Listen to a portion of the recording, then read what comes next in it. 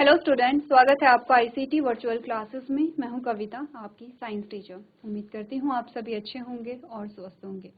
तो class start करेंगे अपना चैप्टर जिसमें हम बात कर रहे हैं improvement in food resources. Chapter start कर चुके हैं, कुछ टॉपिक हमने यहाँ पर पढ़े हैं।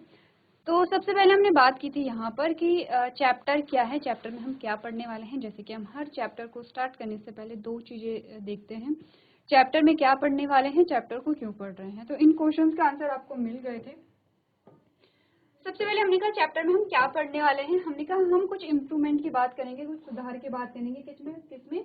फूड रिसोर्सेस में। जो भोजन के आपके रिसोर्सेस होते हैं उनमें हम इम्प्रूवमेंट की बात करेंगे।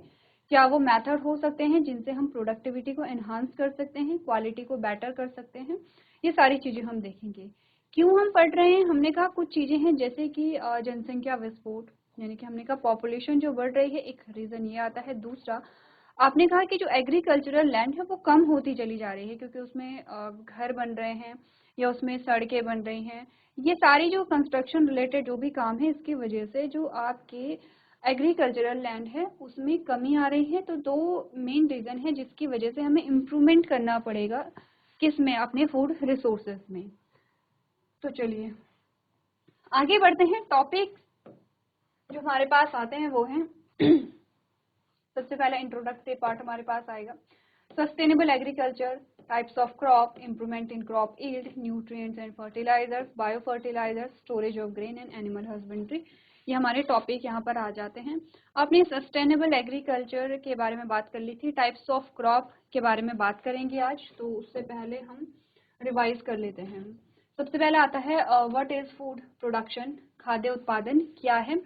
क्योंकि आपके पास एक चैप्टर आया था क्लास 8th में जिसमें हमने पढ़ा था यहाँ पर क्रॉप प्रोडक्शन एंड मैनेजमेंट। ठीक है, क्रॉप प्रोडक्शन एंड मैनेजमेंट में हमने पढ़ा था क्रॉप को प्रोड्यूस कैसे किया जाता है। इसी में कुछ नई टेक्नोलॉजीज आपने ऐड की थी, जैसे पुराने टाइम पे जो पारंपरिक खेती होती है और जो एडवांस मेथड आते हैं, तो दोनों चीज़ों के बारे में हमने बात की थी।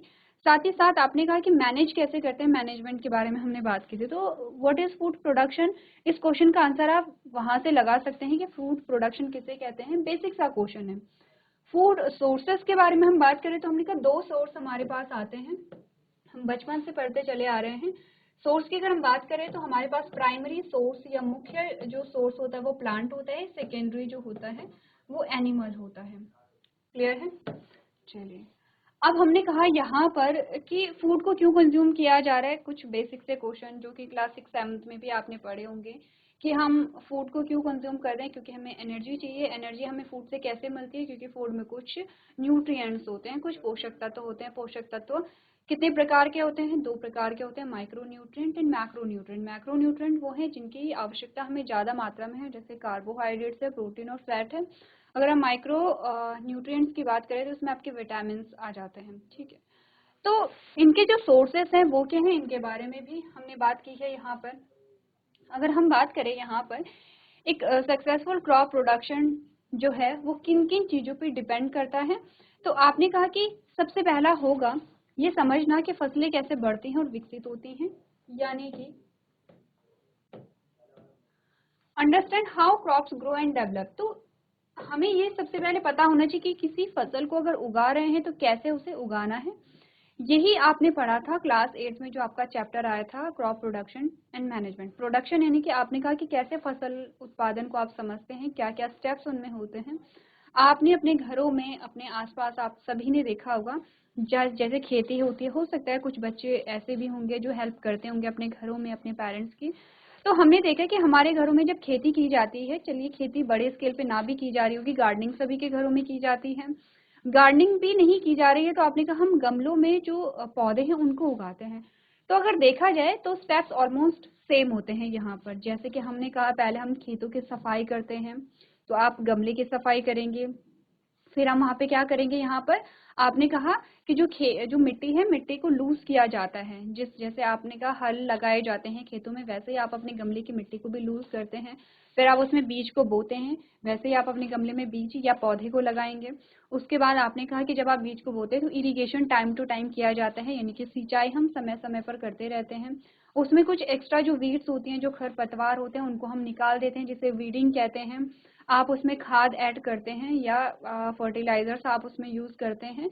तो ये सारे जो स्टेप्स हमारे आते हैं, अगर आप किसी गमले में किसी पौधे को उगा रहे हैं या फिर आप अपने गार्डन में किन्हीं फूलों को उगा रहे हैं या आप खेत में किसी फसल को उगा रहे हैं, तो ऑलमोस्ट जो बेसिक से स्टेप्स होते हैं वो क्या होते हैं, सेम होते हैं। ठीक है, तो आपने कहा कि सबसे पहले तो ये समझ लें कि किसी क्रॉप को कैसे उगाया जाता है। अब ऐसा नहीं है कि हमने एक क्रॉप को उगाया और हमें सारी क्रॉप्स जो हैं, सारी फसलें जो हैं वो उगानी आ गई हैं।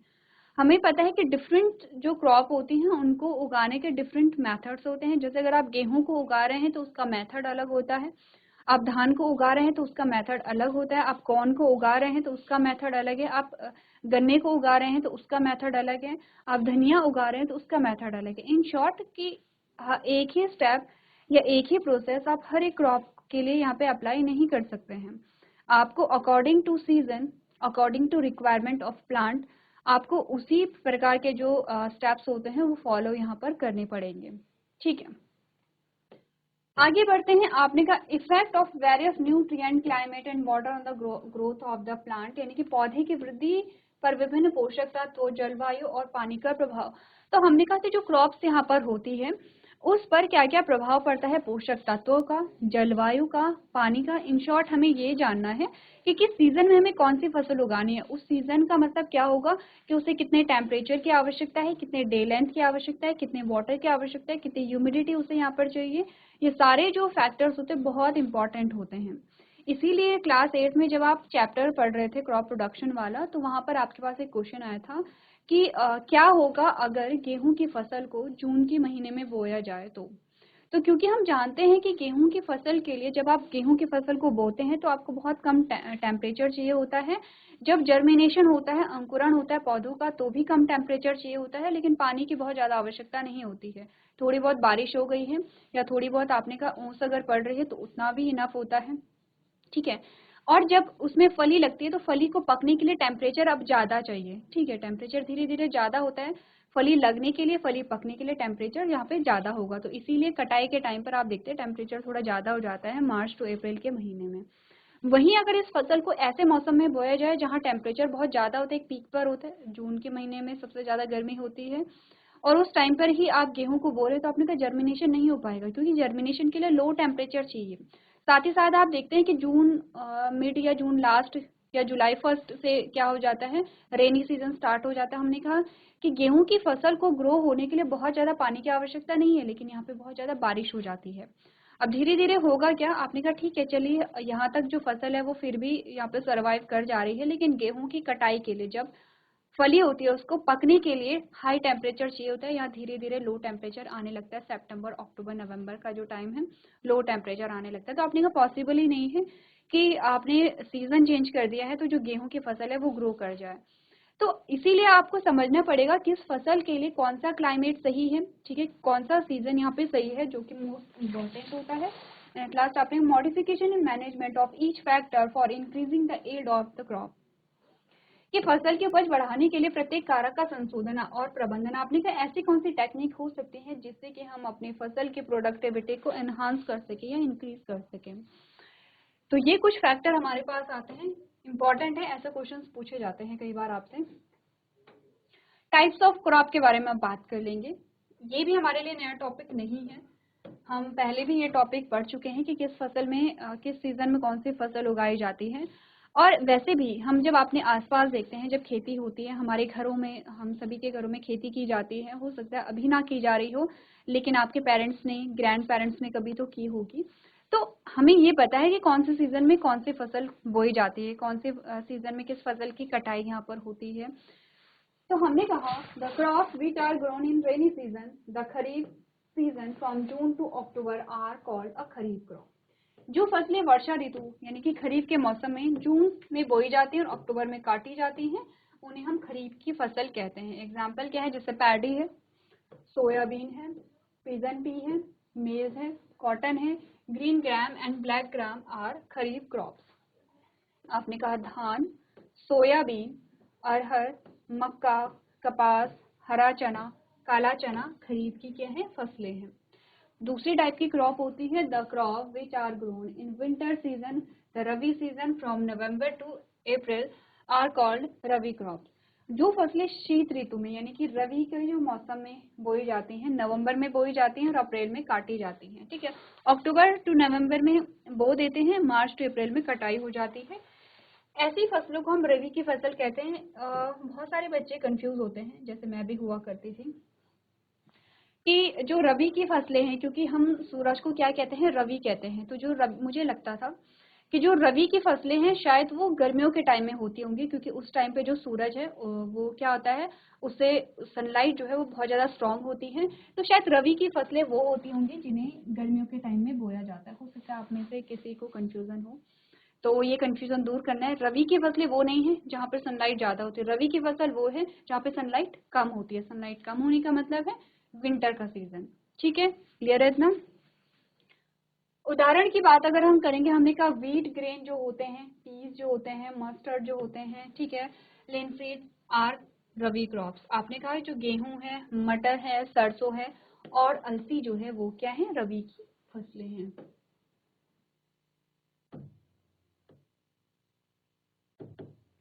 चलिए, टाइप्स ऑफ क्रॉप के बारे में आपके पास इतना ही है, आपको नोट कर लेना है क्योंकि इम्पोर्टेंट है, पूछा जाता है, बेसिक सी चीजें हैं लेकिन हमें पता होनी चाहिए।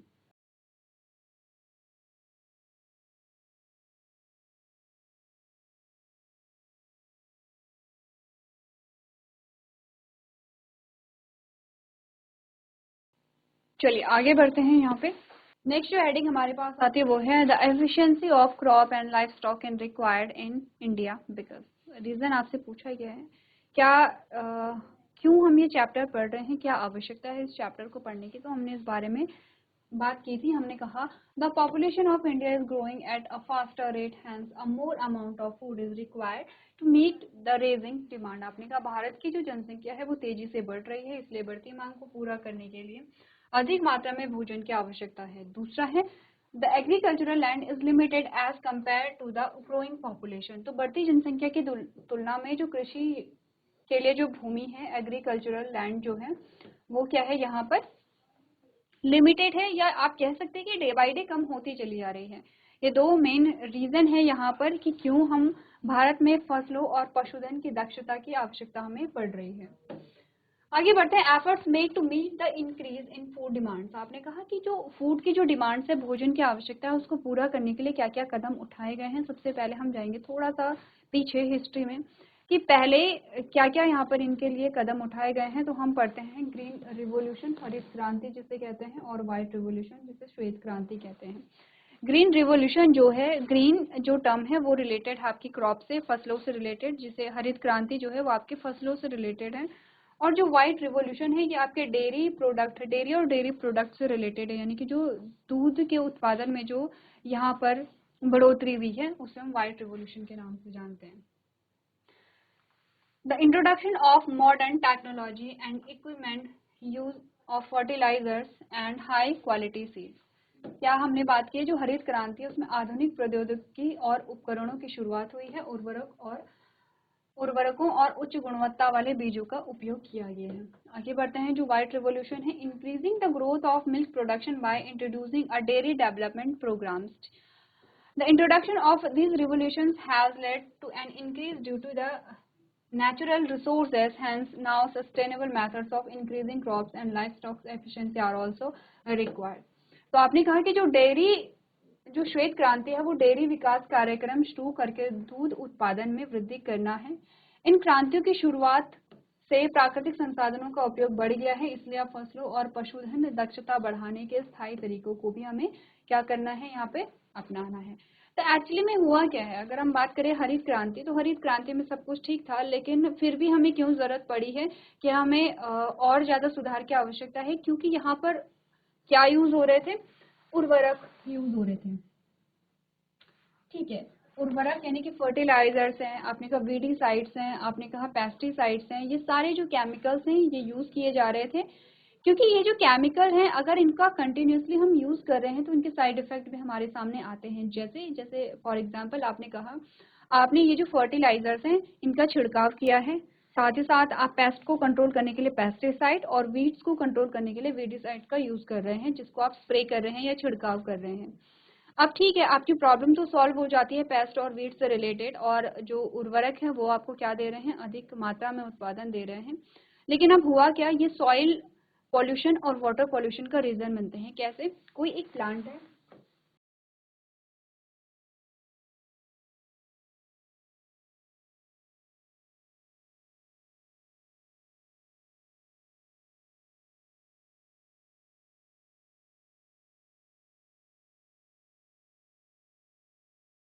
कोई प्लांट है, ठीक है। अब जब आप क्या करेंगे, ये आपकी क्या है, सॉइल होगी, ये आपकी पूरी सॉइल है। ब्राउन कलर हमारे पास नहीं है, ये पूरी हमारी सॉइल है। जब भी यहाँ पे स्प्रे किया जाता है, आप वीडीसाइड का छिड़काव कर रहे हैं, आप पेस्टिसाइड का छिड़काव कर रहे हैं, आप जो भी छिड़काव यहाँ पर करते हैं आप ऊपर से स्प्रे कर रहे हैं। अब क्या हुआ, यहाँ पे बारिश आई, ठीक है। जब यहाँ पे बारिश आए तो ये जो पेस्टिसाइड है ये पानी के साथ कहाँ चले जाएंगे, नीचे चले जाएंगे, ठीक है। पानी जो होगा वो पौधे से होकर के नीचे जाएगा, पौधे से होकर के नीचे जाएगा तो ये पानी है, ये क्या है, पानी आ गया। पानी के साथ साथ आपने कहा ये जो केमिकल्स हैं ये सॉइल में चले जाएंगे। अब जब ये सॉइल में जाते हैं तो सॉइल में प्रेजेंट होते हैं कुछ इंपॉर्टेंट माइक्रो ऑर्गेनिज्म। जैसे बहुत सारे माइक्रो ऑर्गेनिज्म के बारे में हमने बात किया, कुछ नाइट्रोजन फिक्सेशन करते हैं, ठीक है, कुछ सॉइल की फर्टिलिटी को बनाए रखते हैं। यहाँ पे बहुत सारे अलग अलग टाइप्स के हमने क्या देखे हैं, यहाँ पे माइक्रो ऑर्गेनिज्म देखे हैं। केमिकल्स की अगर अधिकता हो जाती है तो उनकी डेथ होने लगती है और सॉइल फर्टिलिटी जो है वो यहाँ पे क्या होगी, अफेक्ट होगी, प्रभावित होगी, ठीक है, पहली चीज। दूसरा, अब क्योंकि बारिश हुई है तो आपने कहा यहाँ से जो पानी है वो आगे जाता है और वाटर बॉडीज में ऐड हो जाता है।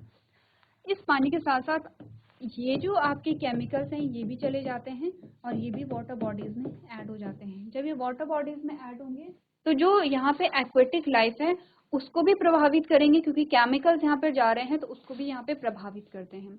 तो आपने कहा यहाँ तक तो ठीक था, हमें प्रोडक्टिविटी तो मिल रही थी, लेकिन यहाँ पर जो संसाधन है हमारे, जैसे कि सॉइल, उस पे हमें नकारात्मक प्रभाव देखने को मिला था। अब हमें करना क्या है, हमें कुछ ऐसे मेथड्स को अपनाना है जिससे हमें क्या मिले, फायदा तो मिले लेकिन उसके साथ साथ कोई नुकसान ना हो, ठीक है। चलिए, अब ये आपको कुछ क्रॉप्स, कुछ सीरियल्स, पल्सेस के बारे में बता रखा है। ये इंपॉर्टेंट चीज है, हमें अभी तक अगर आपसे पूछा जाए कि सीरियल्स क्या होते हैं, पल्सेस के एग्जांपल बताइए, या ऑयल सीड, ऐसे बीज बताइए जिनसे हमें ऑयल निकलता है, तो हमें बहुत ज़्यादा एग्जाम्पल पता नहीं होते हैं। इसीलिए आपके लिए ये जो टेबल है वो इम्पॉर्टेंट है और आप इसे नोट भी करेंगे। 3 कॉलम है, पहला कॉलम बताता है क्रॉप्स, कौन कौन सी फसलें हैं, दूसरा इन फसलों के एग्जाम्पल इनके सामने दिए गए हैं, तीसरी इनकी वैल्यू क्या है, यानी कि इनमें कौन से पोषक तत्व मिलते हैं, ठीक है, इंपॉर्टेंट है। सबसे पहले हम आएंगे सीरियल्स पे, सीरियल्स जिन्हें हम कहते हैं अनाज, ठीक है, सीरियल्स जिन्हें हम क्या कहते हैं, अनाज कहते हैं। अनाज में क्या क्या एग्जाम्पल है, आपने कहा व्हीट है, राइस है, मेज है, मिलेट्स है, सॉर्गम है, ठीक है, ये सारे आपके क्या हैं, अनाज आते हैं। इसमें जो आपको मिलता है मेनली वो मिलता है कार्बोहाइड्रेट, ठीक है। अच्छा, अगर आपसे पूछा जाए कि कार्बोहाइड्रेट क्या काम करता है, क्या फंक्शन है, क्या रोल है कार्बोहाइड्रेट का, तो कार्बोहाइड्रेट मेनली रिस्पॉन्सिबल है यहाँ पे एनर्जी के लिए, एनर्जी के हमें क्या देता है, प्रोवाइड करता है। दूसरा है पल्सेस, यानी कि दालें, ठीक है, दालें जैसे कि ग्राम है, ब्लैक ग्राम है, ग्रीन ग्राम है, पिजन है, पी है, लेंटिल है, ये सारे आपके दालें होती हैं जो आपको देती हैं प्रोटीन, ठीक है। प्रोटीन क्या है, आपने कहा प्रोटीन किस लिए इंपॉर्टेंट होती है, ग्रोथ के लिए, आपके शरीर की वृद्धि के लिए, और बॉडी को क्या करती है, रिपेयर करती है, यानी कि बॉडी की मरम्मत करती है, यही हमने पढ़ा था। तो हमने कहा था कि ये क्या करेगा, ग्रोथ और रिपेयर करेगी बॉडी को, यानी कि वृद्धि और मरम्मत के लिए, ठीक है। आगे बढ़ते हैं, ऑयल सीड, यानी कि जो तेल वाले जो बीज होते हैं उनमें क्या क्या है, आपने कहा जैसे सोयाबीन है, ग्राउंड नट है, सीसम है, कैस्टर है, मस्टर्ड है, सनफ्लावर है, ये आपको देते हैं फैट यानी कि जो वसा होती है। और वसा जो है वो ऊर्जा का सबसे अच्छा स्रोत है। कार्बोहाइड्रेट से ज्यादा एनर्जी आपको फैट में से मिलती है, लेकिन फैट से जो एनर्जी मिलती है वो देर में मिलती है, कार्बोहाइड्रेट से कंपैरेटिवली जल्दी मिल जाती है। अब आते हैं वेजिटेबल्स, स्पाइसेस एंड फ्रूट। जो सब्जियां होती हैं, मसाले होते हैं, या जो फल होते हैं, वो क्या क्या होते हैं आपने कहा, जैसे कि कैरेट, जैसे कि सिनेमॉन, ऑरेंज, स्पिनच। इनसे आपको क्या क्या चीजें मिलती है, बहुत सारी चीजें भर भर के मिलती हैं। जैसे मिनरल्स मिलते हैं, जैसे कि विटामिन मिलते हैं, ऑल टाइप्स ऑफ विटामिन, जिनके small amount of carbohydrate, fat and protein, ये आपको मिलते हैं। अब जो विटामिन होते हैं वो अलग अलग प्रकार के होते हैं। Vitamin A, vitamin B, vitamin C, vitamin T, vitamin E, vitamin K, और विटामिन बी के भी अलग अलग प्रकार हमने पढ़े हैं, जो कि हमारे लिए इम्पोर्टेंट होते हैं। सारे आपके फल सब्जियों में आपको मिलते हैं। फिर है फॉडर क्रॉप्स, जैसे कि आपने का बरसीम है, ओट्स है, और सडन ग्रास जो है, ये आपकी कौन सी फसलें होती हैं, जो आपके पशुओं के लिए, जो हमारे घरों में जो पशु होते हैं उनका जो चारा होती हैं। तो ये इम्पोर्टेंट आपका टॉपिक आता है, जिसमें हम बात करते हैं क्रॉप्स, क्रॉप्स के एग्जाम्पल, और सबसे इम्पोर्टेंट कि क्रॉप से हमें कौन से पोषक तत्व मिलते हैं। आपके लिए जैसे पूछा जाए कि इसमें माइक्रो न्यूट्रिएंट और मैक्रो न्यूट्रिएंट कौन से हैं, तो जो फर्स्ट 3 हैं यहाँ पर, कार्बोहाइड्रेट, प्रोटीन और फैट, ये आपके मैक्रो न्यूट्रिएंट है, और जो मिनरल्स एंड विटामिन है आपके, ये क्या है, माइक्रो न्यूट्रिएंट है। तो आपको ये table as it is note कर लेनी है, जल्दी से आप लोग नोट कर लेंगे।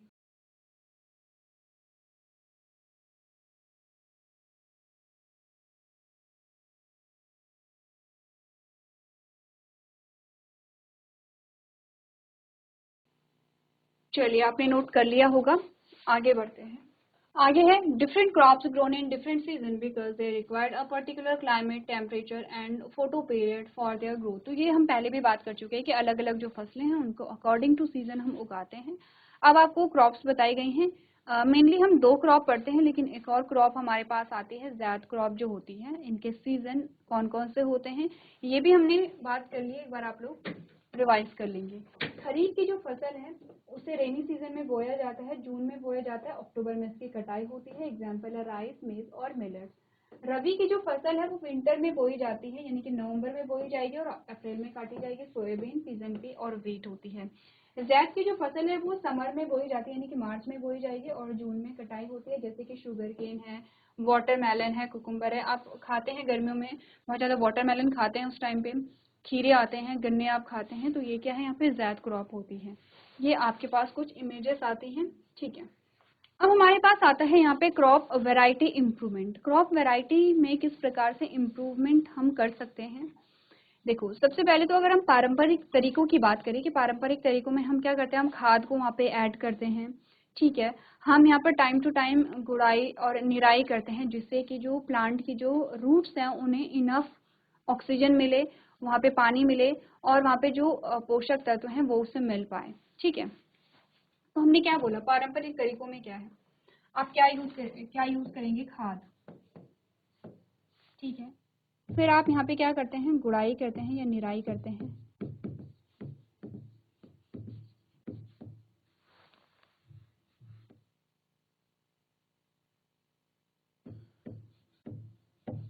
गुड़ाई करते हैं। अब निराई और गुड़ाई करके क्या होता है, देखो, एक प्लांट है यहाँ पर इस प्रकार से, ये हमारी मेन क्रॉप है, ये इसकी क्या है, यहाँ पे रूट्स हैं। अब इसके साथ साथ अगर हम देखें तो मेन प्लांट के साथ हमारे जो अदर प्लांट्स हैं वो भी हो जाते हैं, जिनकी हमें आवश्यकता नहीं होती है, ये इनकी रूट्स होती हैं।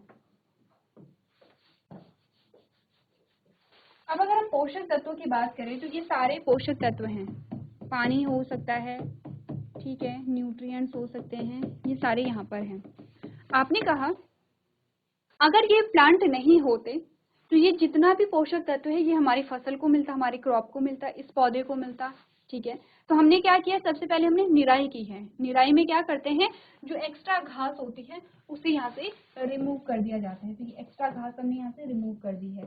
इससे क्या होगा, अब जो हमारी फसल है वो अच्छे से ग्रो कर पाएगी, इसकी जो रूट्स हैं वो दूर दूर तक फैल पाएंगी, ठीक है। ये तो हुई यहाँ पे निराई। तो गुड़ाई क्यों की जाती है? आपने कहा मिट्टी को लूज करने के लिए गुड़ाई की जाती है। जब आप मिट्टी को लूज करते हैं तो जड़ें जो है वो आसानी से फैल सकती हैं और आसानी से वाटर को एब्जॉर्ब कर सकती हैं, न्यूट्रिएंट्स को जो है वो एब्जॉर्ब कर सकती हैं। साथ ही साथ इसमें खाद को मिलाया जाता है जिससे कि यहाँ पर जो प्लांट है हमारे, उन्हें पोषक तत्व मिलते हैं, वो और अच्छे से ग्रो करते हैं। तो ये तो पारंपरिक तरीके हमारे पास आते हैं। हमने कहा कुछ एडवांस तरीके भी हमारे पास आते हैं, जैसे हम यहाँ पर बात करते हैं हाइब्रिडाइजेशन जो शब्द है, यानी कि संकरण जिसे हम कहते हैं। संकरण क्या होता है? हम दो प्रकार की वैरायटी लेते हैं, उनमें हम किसी प्रकार से यहाँ पर एक पॉलिनेशन कराते हैं और जब पॉलिनेशन कराते हैं तो हमें बीज मिलते हैं। उन बीजों में दोनों ही वैरायटी के लक्षण पाए जाते हैं जो कि हमें यहाँ पर उन्नत किस्म की वैरायटी के रूप में मिलते हैं। तो ये जो सारा टॉपिक है इसे हम नेक्स्ट लेक्चर में पढ़ेंगे। आप लोग एक बार घर से पढ़ के लेकर के आएंगे क्या होता है संकरण या हाइब्रिडाइजेशन। ठीक है, हाइब्रिडाइजेशन या संकरण क्या होता है, कैसे ये करते हैं, इसके बारे में भी थोड़ा डिस्कस करेंगे। चलिए, तो आपके लिए होमवर्क में होगा एक क्वेश्चन, संकरण या हाइब्रिडाइजेशन किसे कहते हैं। आप जस्ट रीड करके लेकर के आएंगे। तो आज के सेशन में हम इतना ही करेंगे। अभी तक क्लास में बने रहने के लिए आपका धन्यवाद।